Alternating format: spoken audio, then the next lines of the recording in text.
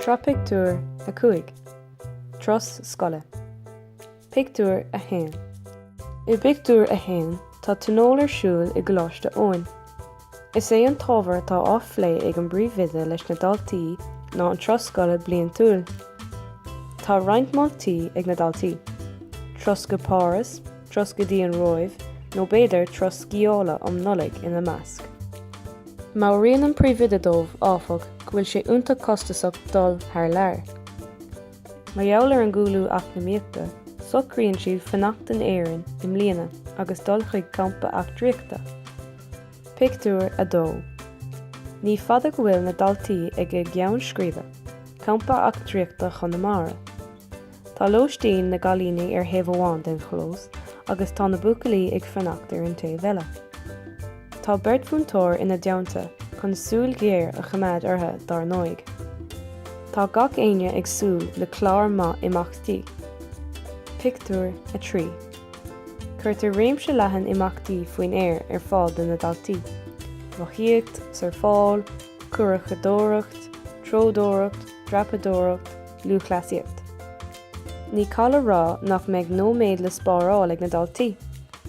Pictiúr a chathair. Sa pictiúr seo tá cuarsaí rianadóireachta ar siúl ag na daltaí. Ní mór do bhuachail bocht amháin, siúl tríd anois go préachta mar chud den chóirsa. Feicimid na daltaí eile ag screadaíl in ard a gcín is an nátha, ag tuairteáíocht a dó. Pictiúr a chuig. Sa níthe, bailíonn na daltaí le chéile, chun ceol agus creic a bheith acu. Tá gitáir ag buachail amháin agus neart ábhrán ina chnúsach aige.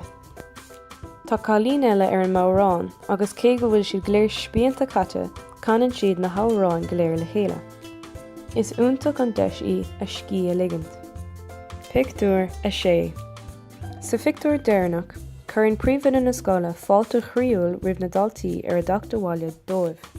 Deir siad leis gur bhain siad teitneamh agus tarbha as an tros agus go bhfuil siad anois tréachta. Gabhann siad buíochas leis na múntóirí a d'eagraigh an tros, ag ráló go raibh sé I bhfad níos fearr ná tros go páras.